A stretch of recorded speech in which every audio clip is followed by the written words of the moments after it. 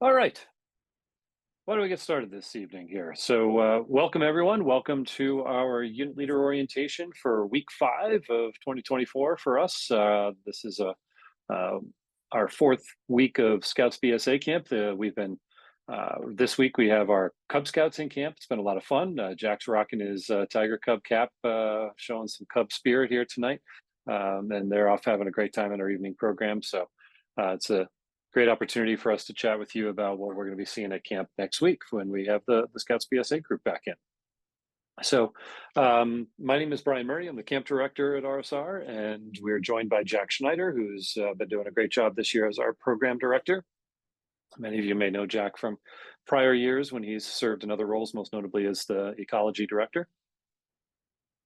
We're going to start off here tonight talking a little bit about our commissioner service. By the way, as we go through the session this evening, if you have questions and you want to throw them in the chat box, feel free, and we'll kind of keep an eye on that and try to respond to that as we can through that throughout the meeting. And we'll also have time for questions at the end, of course, as well. For our commissioner service, we have commissioners who will be visiting each of the campsites each day, checking things out for sanitation and cleanliness throughout the campsite. You have the opportunity to do campsite improvement projects if you'd like, and that can affect your score for your daily visitation score there. Top score each day is our honor troop and has the opportunity to retire the colors at retreat and raise their troop flag with the U.S. flag the following morning in front of the whole camp. Our commissioners are also great for communication regarding any issues that you might be having, campsite safety, comfort, any concerns that you might have. The commissioners are a great way to relay those messages to us. Of course, Jack and I are always available for any questions or concerns as well. Commissioners are a big part of our customer service piece. And we do like to extend one little reminder here in terms of latrine maintenance, since most of us aren't quite used to that in our regular lives, that one of the things that folks should be doing on a daily basis when they're cleaning the latrines is to put one small handful, just a small scout size handful of wood shavings down each sitting hole each day. And that helps with the composting process, and it helps to keep the smell down that might be emanating from the latrine. The other thing that does that is making sure that the lids of the toilets stay closed. That forces the air up through the chimney and makes the smell much less of a concern within the campsite. So two important pieces of advice to follow there. Our quartermaster is open. We've talked about campsite improvement projects or other things you might be doing around the campsite. Our quartermaster is open anytime that the trading post is open. So if you need things like tools or campsite materials, you can get those things at the trading post. One thing we ask is that if you need things that can wait, if you just let the trading post go through their first surge that happens after every meal, when they open up for after lunch and after dinner, there's a big slushy run. And the janitor trading post manager can't leave the showroom to go to the quartermaster side of the building in order to get the tools you might need. So give her a little bit of chance to just clear that rush through as they head off the program. That's a great time to get anything you might need. If that's not available, if the trading post is not open, or if they're in the middle of a rush and you need things, feel free to stop up to the office and see us up there. We'll be happy to help you out. There's also Janet has put a little cabinet out on the floor of the trading post, wood cabinet straight ahead when you walk in the building that has toilet paper and garbage bags in there. So if you need those kinds of things, you can go and just grab those without having to even ask for them. But you need any of that stuff, those basic staples of campsite life, toilet paper, trash bags, those kinds of things, paper towels, see us, and we can help you out with that up in the office or anytime that the trading post is open. They also have the toilet paper and garbage bags at the kitchen as well. So there's a few different places you can go to get those kinds of things. Okay, we'll talk a little bit about Sunday. And Sunday, this being STEM week, there are some additional things to talk about here with our Sunday check-in procedures. First of all, we will begin check-in at 1 o'clock p.m. We ask that you not start gathering in the parking lot before 12:30 p.m. And the reason for that is the staff's not going to be up there ready yet for you. And so then we've got a lot of kids hanging out in the parking lot, and they're getting kind of frustrated. They're waiting. They're itching to get into the campsite. We understand that. But if they're there because you've asked them to be there super early, they're thinking we're holding them up, and really we've told them that we'll be there ready to go at 1 o'clock. And so it's a good idea not to have them sitting out in the hot sun there by getting them there super early. But 12:30 is a great time to start gathering the troops to make sure everybody's gathered and present before the staff starts checking in at 1. So the staff guides will greet the troop at 1 o'clock. At that time, we would ask the scoutmaster or whoever's in charge of the troop for the week to please bring the troop roster down to the office to check in with me. We'll do a quick check of the attendance, make sure that everybody is present that we are expecting, and we'll give you wristbands. We'll do all the other quick little things that we need to do on the first day, give you your leader's guide, and then send you on your merry way to join up with the rest of the troop. While that's happening, the staff guide will take the troop down to the campsite, and we ask that other adult leaders go with that group to help to provide that adult supervision. And when they get to the campsite, they'll be able to start getting unpacked, getting into their swim trunks for the swim test, things like that. During check-in, troops may use one vehicle permit. They will receive a vehicle permit from the troop guide. You may use one vehicle permit to transport gear into the campsite. That vehicle can make trips. If you've got other vehicles that need to get into the site, you can relay and hand that pass off to another vehicle to take down. But we ask that you please do not bring more than one vehicle down to the campsite. And a lot of our roads are basically single-way passage. And that when cars come up against each other, whether it's your vehicles or our vehicles as we're trying to get people checked in, it sometimes forces people to drive off the road and into the fields and such, which creates a real mess. So we ask you to please keep one vehicle per site for move-in, and then return that pass to the office once that move-in has been complete before dinner on Sunday. That pass is only good for move-in time. If you're bringing your trailer into camp, that's fine. We do need those trailers to be parked at the exterior of the campsite, but not blocking the road in any way. So kind of in that transition space that every site has between not really in the campsite, but not into the road itself where other vehicles need to get through. Before I get into health and safety, let me touch on a couple things for our provisional scouts, because we know we'll have a lot of provisional scouts coming in this week for STEM week. So provisional check-in will take place at the Cub Pavilion, which is located directly across from the parking lot. So troops are going to check in with me down at the office. Provisionals are going to check in at the Cub Pavilion directly across from the parking lot. They will be checked in, they will be med checked, and then a guide will take them down to the campsite where they will be connected with their scoutmaster and connected with the rest of their troop. From that point forward, they will go down and follow the rest of the process as if they were there with the troop. Provisional scout is a scout who's attending camp without their troop. So because it's STEM week, we have a number of scouts. At last count, I think we're somewhere around 30 scouts that are coming up without their troop, because they've either already been here earlier in the summer or they just wanted to come up for our special STEM week offerings. So we are putting them together into taking all of those scouts and putting them together into a staff-led troop. So that's that group. But if you're part of a troop coming up for the week with the rest of the scouts from your home troop and your leaders from your home troop, you can ignore that whole thing and just do what I said on the previous slide, which is Scoutmaster comes down and checks in the troop.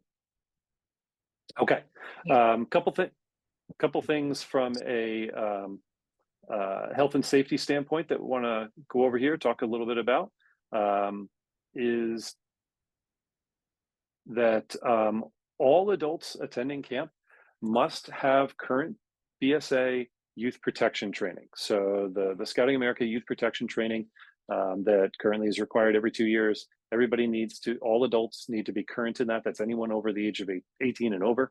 And everyone also needs to be cleared through the New York State background check. So we take care of that background check. There's nothing, you don't have to contact the state or anything like that. We take care of that. It's completely free. Basically, there's two ways that you would have been cleared through that. One is if you are registered in Black Pug as one of the leaders that is coming to camp. We pulled the data from that and we submitted that to the state for the background check. However, we know that particularly within the Scouts BSA program, you guys sometimes have some adults that might be coming in later in the week. Somebody might be swapping in. Some other kinds of situations like that may develop, and maybe you haven't registered them with the troop, because you can register partial weeks in that system, but maybe you didn't know that, or somebody's swapping in for whatever the situation may be. There is a Google form right on the front page of our camp website, rsrbsa.org, There's a link under the important links section there that you can click that link and enter the leader's information, and we will take that and we will submit that person for a background check. Please make sure that any adults that might be spending an evening, an overnight in camp has done that, and it is an overnight, not just an evening. This does not apply to folks who are just coming up for the campfire on Wednesday night, for example. But anybody that's staying overnight and providing supervision needs to be background checked by New York State, and we need to have been able to clear that. Which means if you don't do it before, basically, if you haven't done it yet, please do it in the next 24 hours because we will submit any last minute submissions tomorrow. When you come in on Sunday, if you haven't been cleared, if you haven't been submitted on one of those two systems, there's nothing we can do for you because the state office that does that is closed on a Sunday afternoon. So that means that you would not be permitted to stay in camp. So please make sure that everybody from the troop is registered through that. There is another new element to our adult leader protocols that started last September 1st. This was a new national protocol for all Scouting America activities. So this applies to summer camp. It applies to your weekend trips that you might take somewhere with the troop. All adults in the Scouts BSA program that go on an overnight activity, even for just one night, must be registered to your unit with Scouting America. Okay, so that means that, in the past, there was this 72-hour rule that said that if the trip was less than 72 hours, parents could attend who were not registered adults with the troop. That is no longer permitted. Okay, so any adult that is coming to camp next week needs to be registered with Scouting America to your unit as a member of your committee or an assistant scoutmaster or scoutmaster, any of those types of registered roles. Again, this doesn't apply to short-term visitors. You have people that are coming up for barbecue night on Wednesday night, you come and staying for the campfire, going home. None of these rules apply to them, but this does apply to any adults that are staying overnight. We will identify folks that are coming into camp through our wristband system. So the adults that are registered with the troop and are staying as part of the overnight will be given one of these silicone style wristbands similar to the one that I'm wearing right now. That will mark them as somebody who's been cleared through these different provisions that I've just mentioned. Short-term guests will be given one of those like Carnival Fair Tyvek wristbands just to note that they are a guest that's visiting for a short term. Similar, everybody that comes into camp on Wednesday night for the family night does need to check in at the office, does need to get their wristband. That's all part of that process. We also have a camper release form. If you have any scouts that need to head home during the week for any reason, leave because they're ill or they've got a doctor's appointment, baseball game, whatever, there is a camper release form that needs to be filled out. And the critical part about that units sometimes forget is that form needs to be signed by one of the leaders that's staying in camp. So a parent is coming up to pick up their child to go to a baseball game. You or one of your leaders that are staying in the campsite needs to sign that form. Basically, that's acknowledging that you know that scout is leaving, so that there aren't concerns that you didn't realize that scout was being picked up, and an hour later you're calling us for a lost camper because you can't find this scout. So we ask that make sure that you can pre-sign the form and leave it with us up in the office. Parents can have it filled out before they even go to camp, but the adult leader staying behind needs to sign that. Please stress the buddy system with all of our scouts and even our adults in camp. It's a good way to stay safe and helped out if any situations might arise. We have the sign in, sign out system throughout camp. So you'll get a buddy tag on Sunday that stays on the board in the campsite that scouts and leaders will move to wherever they're headed as they leave the campsite. And then in each of the program areas, there's a sign in, sign out sheet for the scouts to sign as they're moving from one program area to another. For our emergency procedures, we have a couple of sirens that we use. One is kind of a flat monotone siren that goes off 3 times a day for a very brief test at 7 o'clock, 12 o'clock, and 5 o'clock. If you hear it at those times, it's only going to go off for about a second. That's just a test of our system to make sure that it's still functioning well. If you hear that siren go off for a minute or longer at any time, though, we need everybody to gather at this Tuscadaga field, which is the field where the Gaga ball pit is, right between kind of Tuscarora, Onondaga, Spruce, and Taconic campsites. Right in front of Tuscarora is where we will gather. We ask everybody to line up by troop. to have everyone remain standing, and when everybody in the troop is present, have everyone sit down. And when we say everyone is present, that includes the adult leaders. So please make sure that the youth know that they need to account for all of you as well. A second siren that we have is called our Yelp, and that's for severe weather. So if that siren goes off, it sounds like an emergency vehicle, like a police car or an ambulance siren. That means that we need everybody to briskly move to the dining hall or to Seneca Lodge, because it means we've got some serious weather headed our way and we want to get everyone to safety. Please make sure that the scouts know that they should go to whichever of those two locations is closer to where they are when they happen to hear the siren. We'll take attendance in both locations, communicate with you, make sure that wherever you are in relation to your scouts, that everybody is accounted for. We also have an active shooter procedure. Unfortunately, this is something that we have to have in our protocols in light of everything that's happened in the world. But we don't have the capability of broadcasting a third siren from the siren that we have that would distinguish it from the other twos that I just mentioned. So in the event of an active shooter type scenario, we will use our communications tools, our radios, our Remind alert system, which I'll talk about in a few minutes here, to alert to the staff and to the adults to get everybody to cover. And the proper procedure for this, since in schools and other buildings, we talk a lot about hardened facilities that are hard to get into with somebody with ill intent. We don't have those in a camp setting like this. So the solution to that is if something like that were to happen, everyone is encouraged to run into the woods and run as far away from the threat as possible, and to basically hunker down and hide in the woods. And when law enforcement comes in, they will use the radios that they have, the sirens and the speakers that they have to be able to call people in once the threat has been neutralized. One of the things that we're going to give you when you check in is a little strip of flagging tape to put on the outrigger of the tent of the unit leader who is in charge. And we ask you to do that so that if we need to get a hold of you late at night, that we know where to go. This would be if there's severe weather headed in and we need to get everyone to shelter late at night.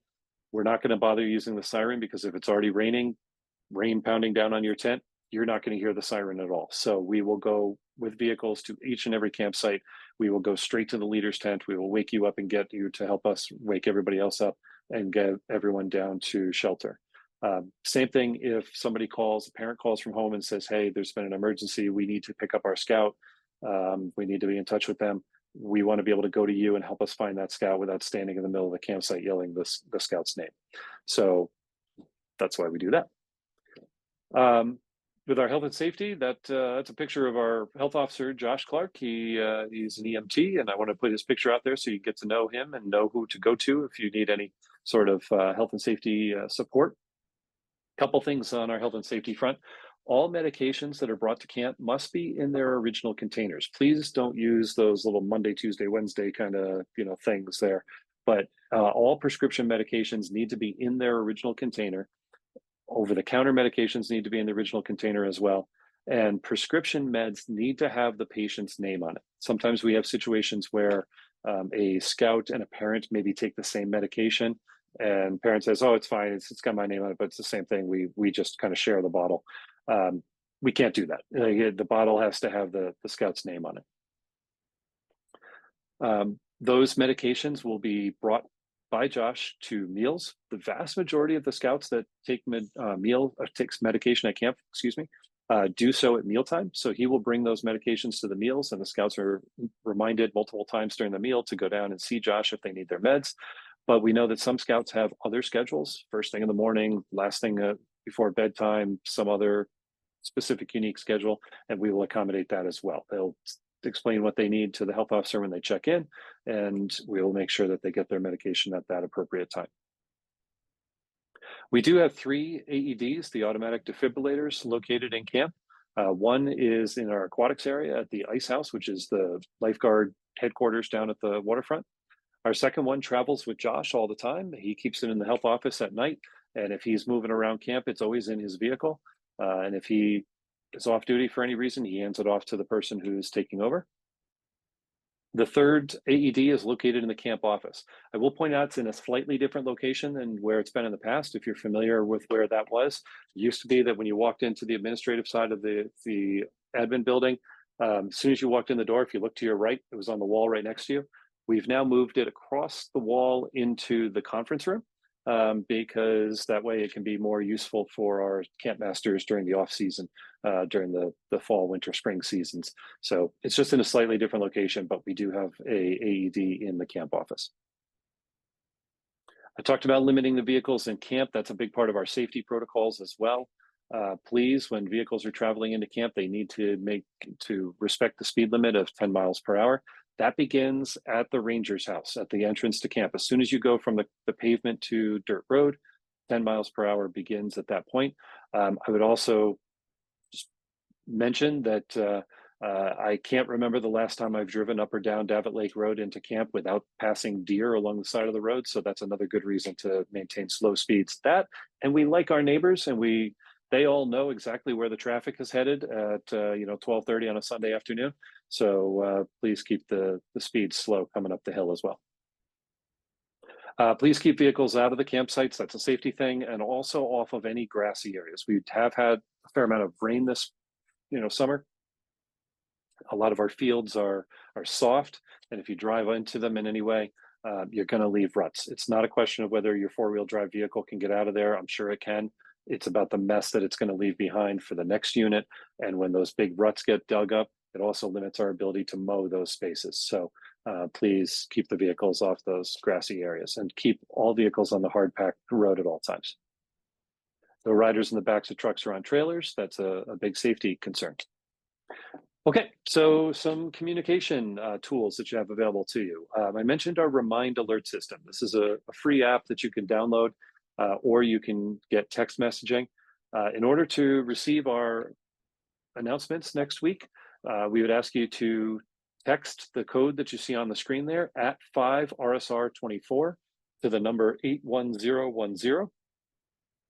If you already have the Remind app downloaded, you can just enter that 5RSR24 as a new class. You could just click the Add a Class button, type that code in there, and you will join our week 5 announcement list.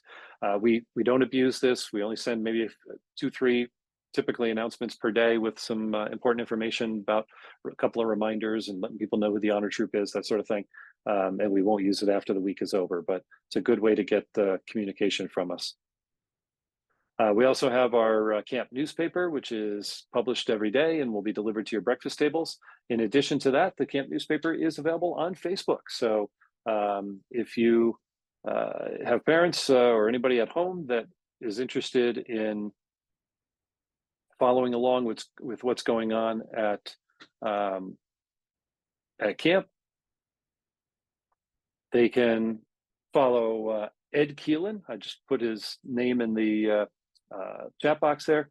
Follow Ed Keelan on Facebook, and he is our assistant ranger. His Facebook page, he doesn't use it as a personal page. He uses it entirely for the RSR Thunderbird Club and sharing the newspaper and sharing pictures of camp and stuff like that. So it's a good place if folks at home are looking for daily information about what's going on.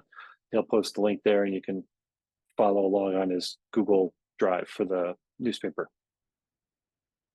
A couple of other ways to communicate with us. My email address is campdirector@rsrbsa.org. If you have any questions, you can reach out to me there. Jack's follows the same format, programdirector@rsrbsa.org, all one word. Our food service director, Sean Dibble, who's back with us again this year, his email address is food@rsrbsa.org, but I'll also show you on the next slide, or one of the next slides, a QR code that's also very useful for communicating with him. And for health-related questions, medical forms, anything like that, you can email medical@rsrbsa.org, and that would be the way to reach Josh. So I talked about our dining services. We do use a buffet-style service. Sean, who's been our cook now, I believe this is 4th season with us, does a fantastic job of responding to, in addition to preparing the main meal for everybody, responding to various food allergies and dietary restrictions. But we can't respond to situations that we're not aware of. And so we'd ask, as soon as possible, if you have anybody in your troop that has any dietary restrictions or food allergies, go ahead and hit that QR code and it'll pull up a Google form where you can report that information. You can go ahead and share that with folks in the troop. This link is also in the leader and parent guide that's posted on the website. It's on our Facebook, or excuse me, it's on our camp website under the food category. The more lead time we have for information on these dietary restrictions, the better for making it possible for us to accommodate those. Wednesday lunch will be in the campsites. We've made a little bit of a switched up this year. Our Wednesday lunch is quesadillas, cheese quesadillas with some fixins and such. So that means that you may be looking to cook those. Obviously, you can have just a cheese sandwich if you want, rolled up in a quesadilla shell there. But if you'd like to cook those, many of you have trailers or coming rolling in heavy with all the cooking gear and all the rest of that. But if not, folks have found it very useful to use a Dutch oven lid. And we do have a number of Dutch ovens at the quartermaster that you can rent out, take out, just, buy them. But just to borrow from the quartermaster, flip that lid upside down, lay your quesadilla on top of there, and it makes a good oven or stove for cooking those. Patrol cooking is available during other meals throughout the week, and there's a form in your leaders packet that you'll get on Sunday where you can indicate if there's certain things that you're looking for to pick a meal and tell us what meal do you want to take it out, Tuesday lunch, Thursday dinner, whatever, and we'll deliver that food to you.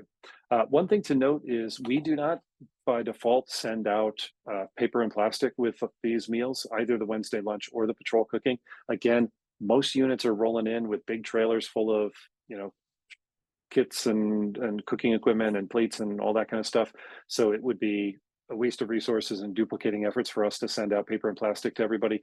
If you need paper and plastic because you don't have that set up, that's fine. If you need paper and plastic for patrol cooking or for the Wednesday lunch, just let us know ahead of time and we will pack that and send it out with you. But we just don't do it by default. Garbage collection will happen each night. We'll send out a little reminder to ask you to put the trash out before dinner, because usually we pick up the trash shortly after dinner. And of course, after dinner, everyone's out enjoying the wonderful program that's going on throughout camp, and nobody remembers to go back and put the trash out. So if you put the trash out before dinner, we'll come get it. And the way to do that is just to leave it outside your campsite. The exception would be Shindaku and Algonquin campsites. You guys are right next to the dining hall and right next to the garbage corral that's on the side of the dining hall. So we just ask you to go put your trash in the trash trailer. And when the trash trailer is being pulled up from the dining hall, your stuff will be in there as well. All right, so put that in there before dinner and we'll pick that up afterwards. Our family night barbecue is a big hit every week. We'll begin serving at 6 o'clock on next Wednesday. Tickets are available through online at trcscouting.org. They are also available through the homepage of our camp website, rsrbsa.org. If you just go right again to those important links, one of them is barbecue tickets, and you can go purchase the tickets ahead of time. We begin serving at 6. We basically typically we start calling seconds at around 6:30. So if folks are not going to arrive until after then, they may or may not make it in time for the actual meal portion of the proceedings. The ticket prices are $18 for age 11 and up, $15 for age 10 and under. There is a credit card charge when you purchase the tickets online ahead of time of 3% through the council website, but those are the face value of the 2 tickets. All guests do need to check in at the camp office on barbecue night, family night. Even if you've pre-purchased your tickets, you check in at the office, you sign in, you get your wristband, you get your tickets, because the actual tickets, we check in and give you the physical tickets, and then you head down the hill to enjoy the barbecue. So please make sure everyone knows that they do need to check in when the time comes, when they're coming into camp. And then our campfire, which is largely put on by the scouts, will follow at about 8 to 8:15. We'll make an announcement at the retreat that evening. Troop photos will be taken on Monday night after dinner. Those photos are $10 each if you would like to have a printed copy. So they get printed up with a nice border and all that kind of stuff on it. And we include lines of text that includes your troop number and the dates of the camp week and such. There's You do not have to pay me when we take the picture on Monday night. That's always acceptable. If you have a check or cash, we'll be happy to take that. If you need to pay with credit card later on, we can do that as well, or in advance. That's fine too. There are two questions I'm going to ask you.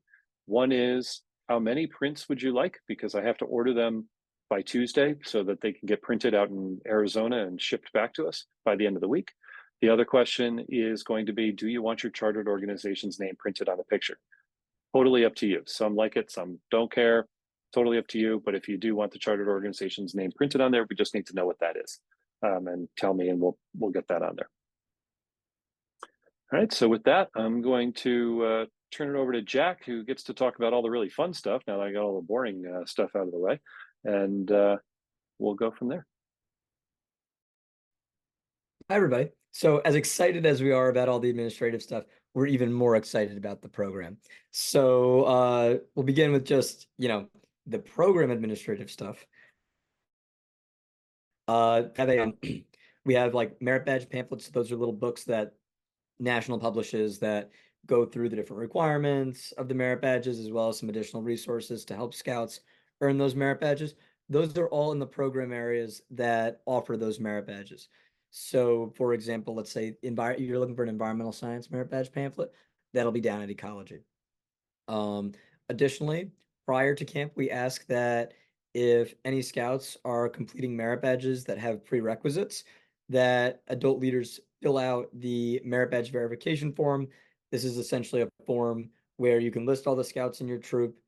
If they're taking merit badges that have prerequisites, you can sign off saying that they've completed them. You can find that in the you can find both the list of merit badges that require prerequisites and the this merit badge verification form. Both of those things can be found in the planning guide that you've all received, and it's also on the it'll also a link to the planning guide will also be on the website as well. So if you want to print one of those up and just pop it in my mailbox, I can get that to the to the relevant directors and make sure that they know that the prerequisites have been completed. Just makes paperwork on our end a little bit smoother and ensures that scouts are getting credit for all the work that they're doing.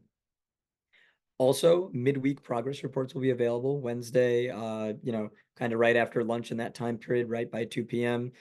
What we'll do is so we use Blackbug, which Brian will talk to you a little bit more about.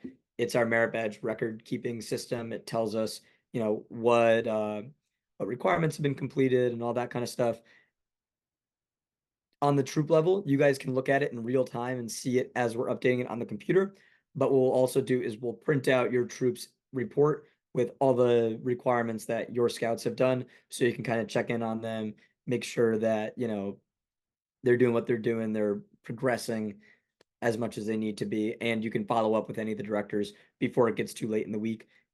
It's a lot easier to follow up with the director on Wednesday and figure out, why your scout's missing a couple requirements than it is to Friday night when all the paperwork is finally being punched in.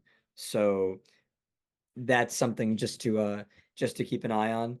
Some areas are able to update more often than others. So like some areas have good Wi-Fi in their area and are only running 1 or 2 merit badges.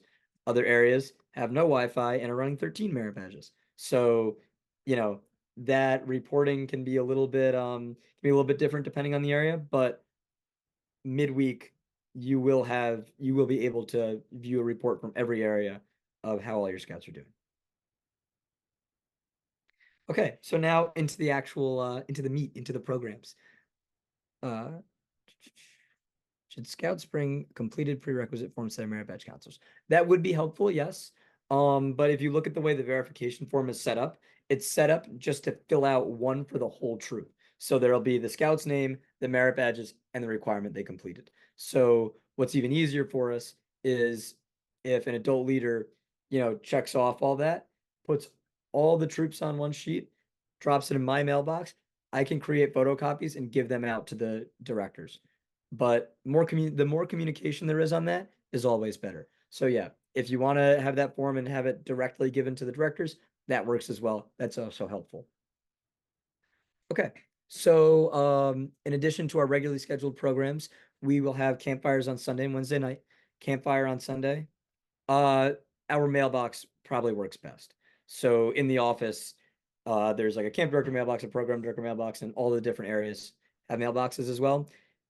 It works just as well if you go in and pop it in there. I'm checking that at camp more often than I'm really checking email. And it's easier to get it to me that way so that I have a physical copy that I can just bang, bang, bang, photocopy and get sent out.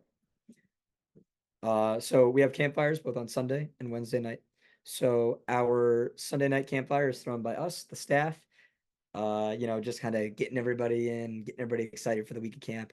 And then on Wednesday, we punt that responsibility to all of you.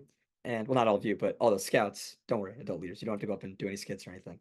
But we'll on Wednesday we throw it over to the scouts, and the scouts put on a show for everybody. It's a lot of fun. It's a great way to get your scouts involved, and get them to participate in kind of the overall camp program. Speaking of overall camp program, on Tuesday we have our camp-wide game. So this is a big game we have up in the parking lot. This year we are Olympic themed, so our camp-wide game is the decathlon. So how our Olympic theme is working this year is we're having a bunch of events throughout the week that scouts can earn medals for their troop in. So imagine like your troop is almost like an Olympic contingent. So like let's say your troop is like the US and you're sending different scouts out to play in different events and compete in different events, and they can all win medals. And in that morning paper, Brian talked about we'll be keeping a medal table updated every morning, so you can kind of see, it's almost like an extended camp-wide competition between all the different troops we have in camp. And Tuesday, that game is the decathlon, so that's also counting toward those things. So that'll be Tuesday evening, after dinner. We'll have that big game up in the parking lot. In addition to our Olympics, we have a bunch of other fun open programs. So we have open shoots, so that's open archery, open rifle, open shotgun. We even have, I think it's another bullet, but we also have a tomahawk throw. Look at that, right on cue. We also have a tomahawk throw. So lots of stuff that scouts can do, even if it's not necessarily related to the merit badges they're taking. So let's say a scout, isn't taking shotgun this week, but really likes shooting shotgun. They have the opportunity to do that as well. We're also offering open swims. We're offering open climbing and open bouldering. We have a beautiful new bouldering wall that we're really excited to show y'all. And open bouldering is an excellent way to get involved in that. We also have open crafts. We also have like scout skill games as well. We have like an Olympic fire building competition and an Olympic geo hunt that fit into those bigger Olympic things, but they're also just fun things to do. It's fun to build fires. It's fun to go on geo hunts. So all that's there. We also have TTFC Takeout. So Trail to First Class, for those of you who are unaware, is our first year program. But sometimes there are scouts who are here for maybe a second or third year, but they're still not at that first class rank. The Trail to First Class Takeout allows those scouts to meet with the TTFC staff and work on certain requirements without having to take TTFC all over again. We also have LNT Awareness Award. So our ecology director is LNT level 1, and so she can, kind of grant people, if you will, the LNT Awareness Award, and show a little course. It's a great opportunity for adult leaders. It's a great opportunity for for scouts overall. Gives them more of appreciation of the outdoors, as well as kind of teaches them and shows them how to best be mindful, in our outdoor manners. We also offer polar bear swim at 6:30 a.m. on certain days, usually Monday, Wednesday, Friday, but this is subject to change. 6:30 a.m. down at the waterfront. You have the opportunity to go hop in the water. I did it a couple weeks ago, so I can vouch for it. It's a lot of fun. The water's not as cold as you may think.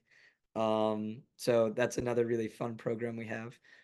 We also have the Paul Bunyan Award. Now, let me see. Oh no, I don't have the little I don't have the little patch on my desk, but the Paul Bunyan Award is, as the name kind of implies, it's like kind of an outdoor skills, woods tools related award that you can come here. You can earn the entire thing at camp. And I can go into more detail about that when y'all get here. But it's just a fun little award that they can earn. It takes them about 2-3 days, during that open evening program time, to go to different areas and complete those different demonstrations and trainings. And you earn a fun little patch. It's like it's like a little axe or a little hatchet. So that's a really cool one. It's been pretty popular the last couple weeks. Additionally, we have a lot of programs and trainings for adults. So if you guys look at the daily program schedule, which should be included in some of the materials that you received, there are things on the bottom there that, say adults are welcome or adults are encouraged to join, which you all definitely are. A lot of adults, some adults treat this as, oh yeah, I can hang out in my lawn chair, and that's great. That's fine. That's wonderful. It is your vacation, is your time off of work. But if you want to get involved in some of the stuff we're doing here, you are more than welcome to. We've done a few adult leaders who have come and taken Scoutmaster merit badges. We had an adult leader come in and was interested in forestry, and so he went and he sat through the forestry class and he earned the forestry merit badge. All those opportunities are available for all of you. Additionally, we have some more adult specific trainings. So we have aquatic supervisor, which is, really good with like swimming and boat safety. We have wilderness first aid,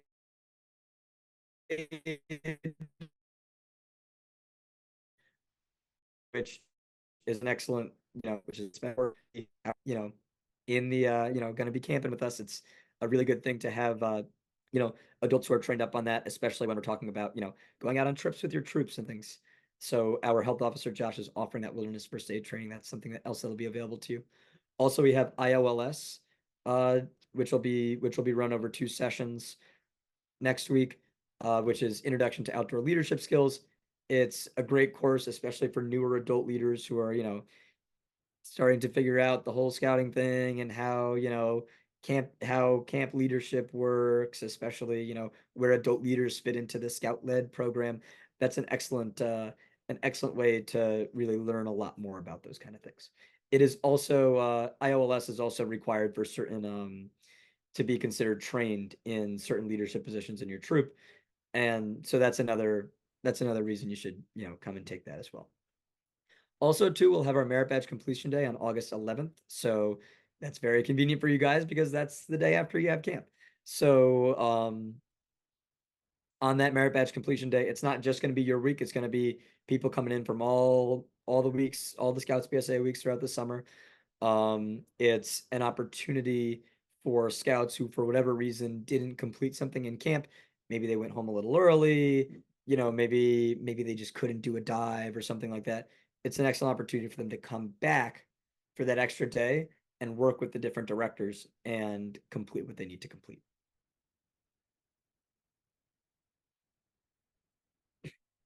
Okay. And as many of you know, next week is our STEM week. I'd hope you all know that because that's the week you're coming for.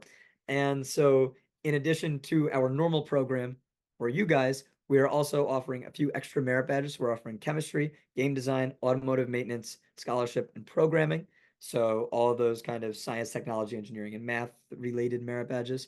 In addition, we're offering the Nova Award, Splash, as well as the Nova Award called Start Your Engines. So, lots of different opportunities. What's really cool about STEM Week is we have a lot of counselors coming in and volunteering, and a lot of them have, work experience or some sort of life experience in each of these individual fields, and that's why they're coming back to us for a week to help teach these.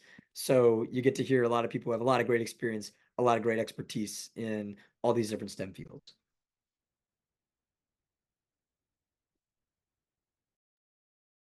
All right, thank you, Jack. And um, question about passing on wristbands. No, whenever somebody checks into camp, they will receive a wristband. We will check them against our rosters, and they'll get a new wristband. So if you do have leaders that are switching midweek, they all do need to be registered.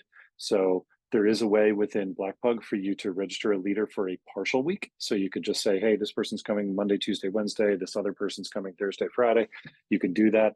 At a minimum, we need to have them registered within that Google form that is linked to on the front of our homepage, so that we can make sure that they are background checked. Because if they show up and they're not background checked and they're not registered with your troop, we will not be allowed. We will not be able to let them stay.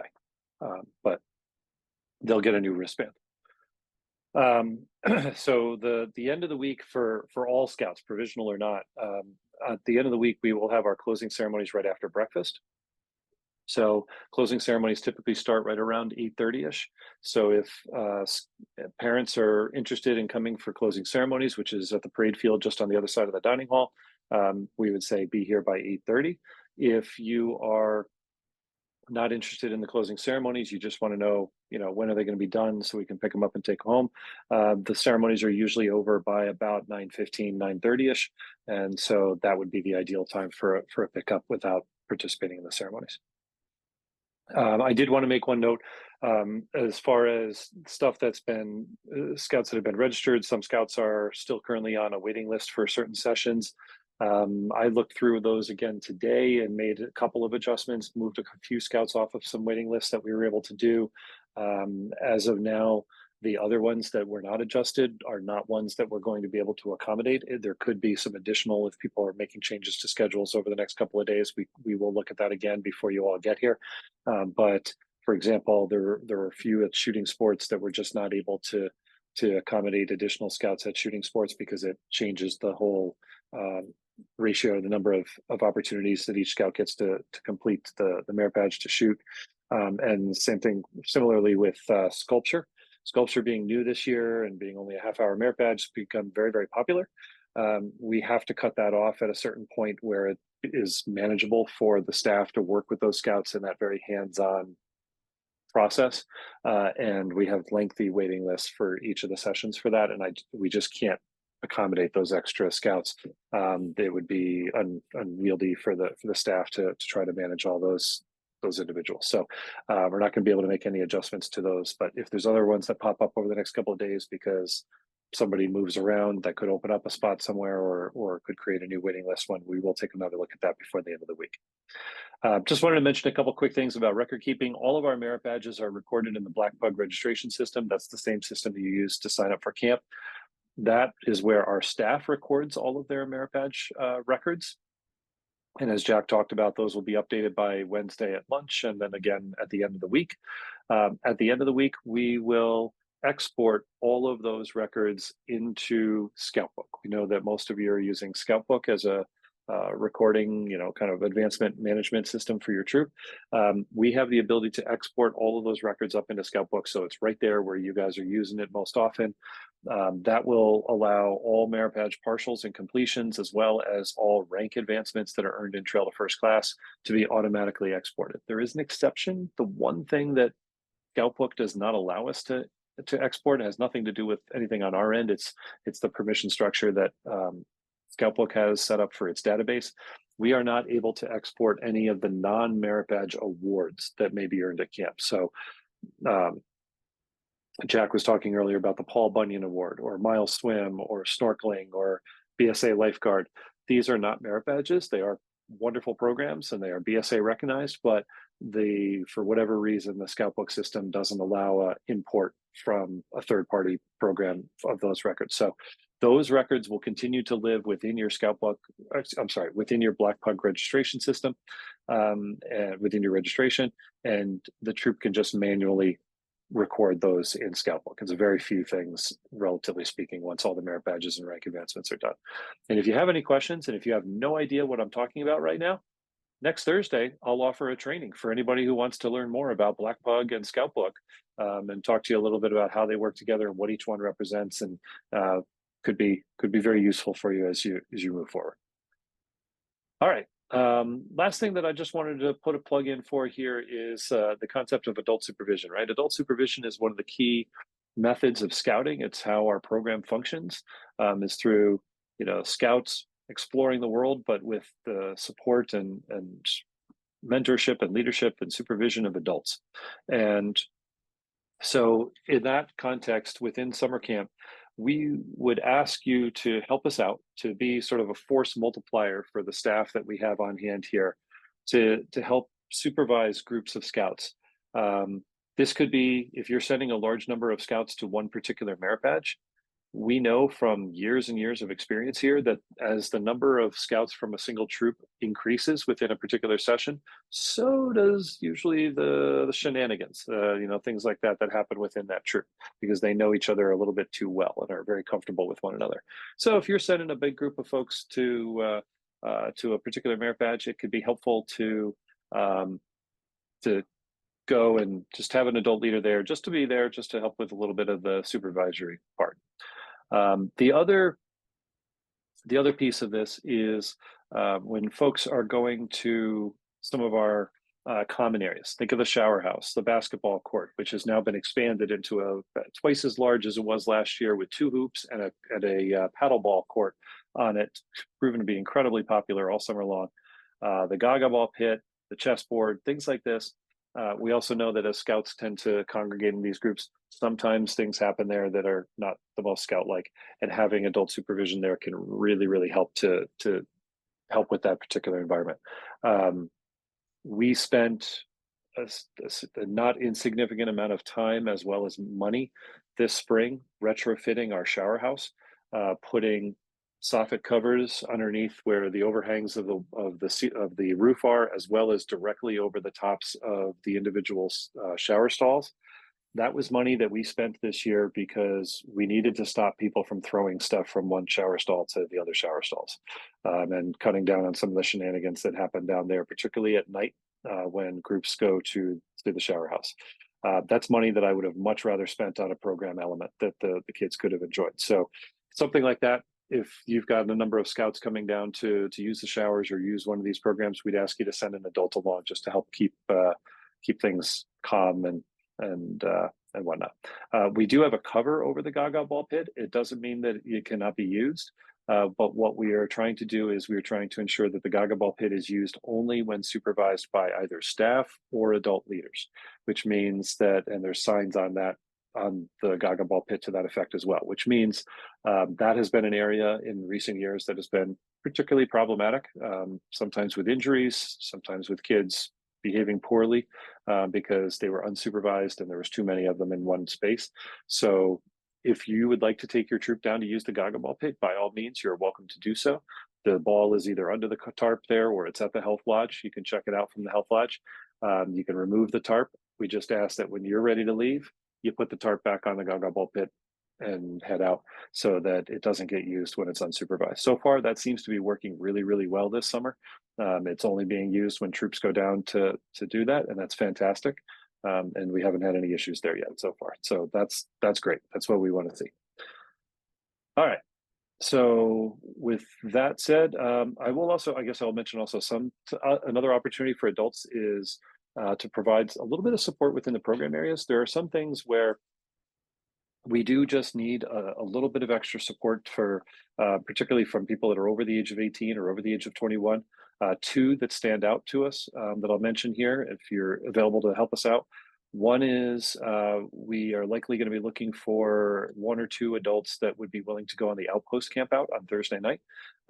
You can bring gear if you want. If you're thinking, yeah, I'll be happy to do that, you can do that. You can bring some gear. We also have tents and other gear here that you can use if you didn't bring anything of your own. The outpost is, we moved the location last year, so it's not where you might be thinking, way past Chillicothe out there. The outpost site is right along the edge of the lake, just past where nature used to be if you were here a couple of years ago. That's out in what used to a long time ago be the Mohican campsite. There's a latrine there. There's water there. It's not far away from Seneca Lodge, so it's not difficult if you need to get back and forth. But we could use 1 or 2 adults to help us out with providing some overnight supervision to just supplement the staff that we're going to be sending out there for that activity. So if that's something you might be interested in, you could reach out to either me or Jack, or you could speak to Dylan, our Scoutcraft director, when you get into camp. The other one that we've been mentioning to folks, because it's seemed to get some real interest from some of the leaders, is we've got this nice, beautiful slide, the inflatable slide out on the waterfront. Unfortunately, we usually only schedule that for 1 session during the week to be utilized, which is a significant underutilization of a nice feature. The reason for that is because we need to have 360-degree coverage of that when it's in use by standards. Which means we have to have a couple of guards or individuals out in rowboats on the other side, or kayaks or whatever, on the other side of the slide, in addition to the lifeguards that are inside on the T-dock.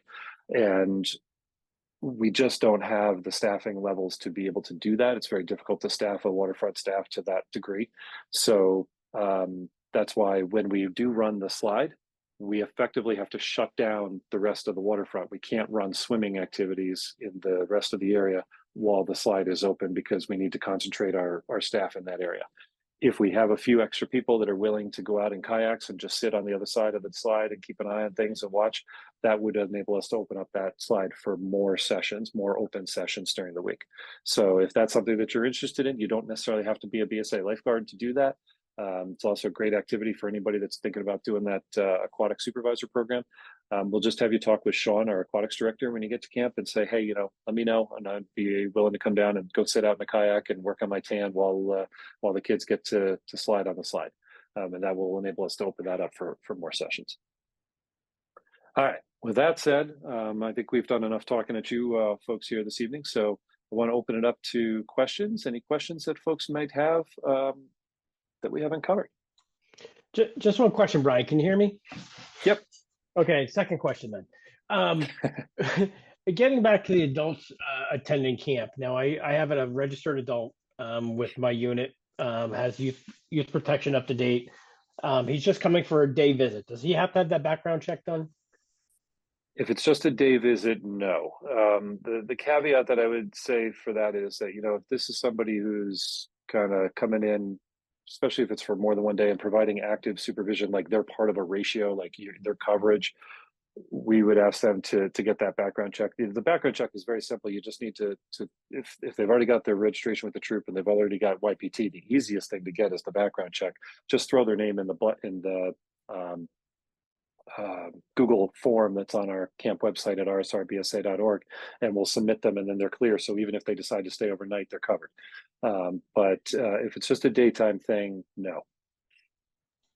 All right, thanks. I think I put his name on the list, but I can't remember. So okay, all right. Other questions?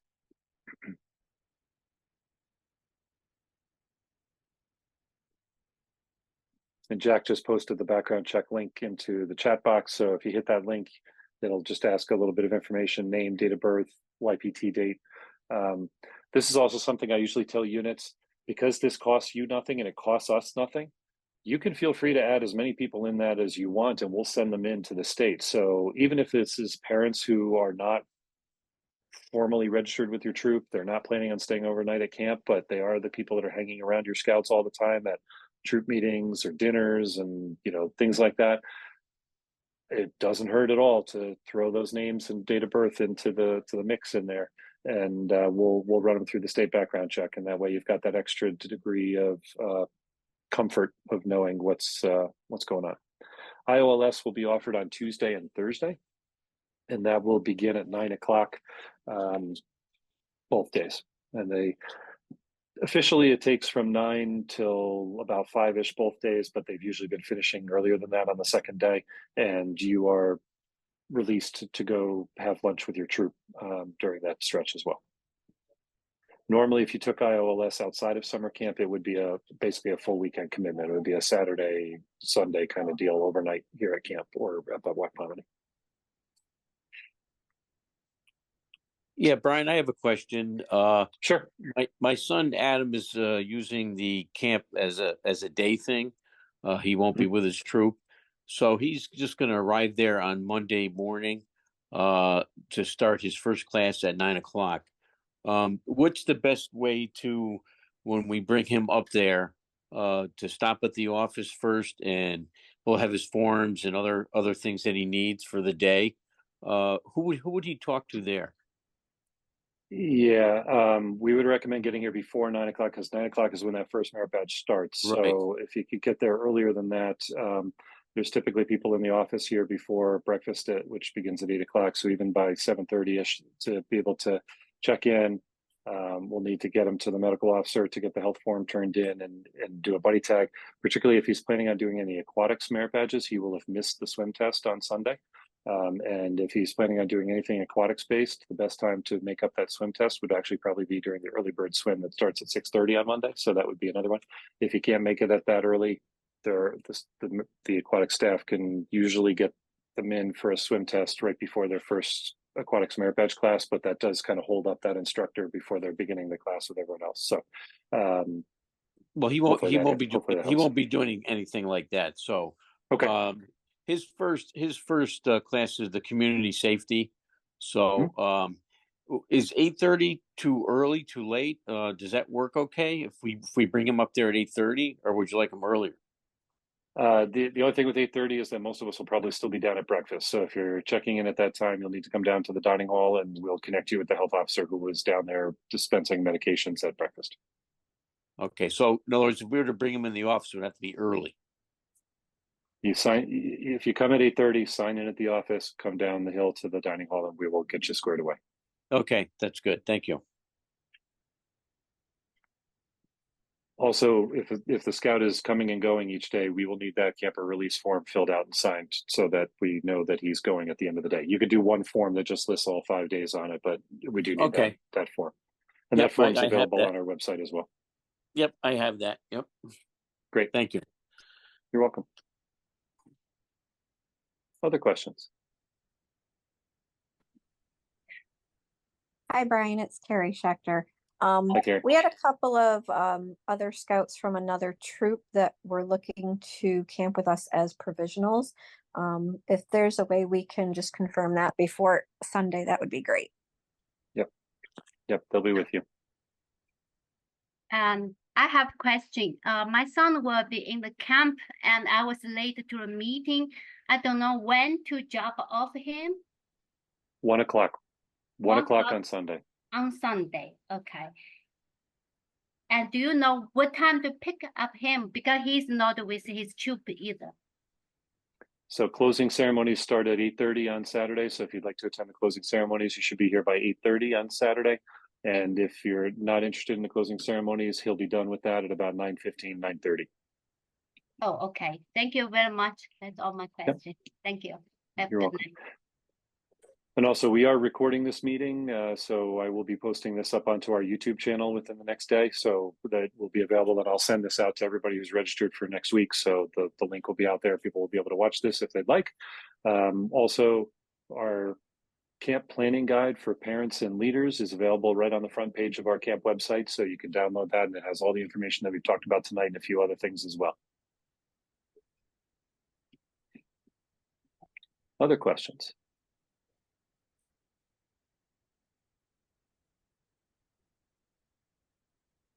Okay, I'm just going to turn off the recording because sometimes folks like to wait for that. So I'm going to turn off the recording. Jack and I will stick around for a little bit here to answer any more questions that folks may have. But thank you for joining us tonight. We really appreciate it. I appreciate your time and look forward to seeing everybody, and especially the scouts next week.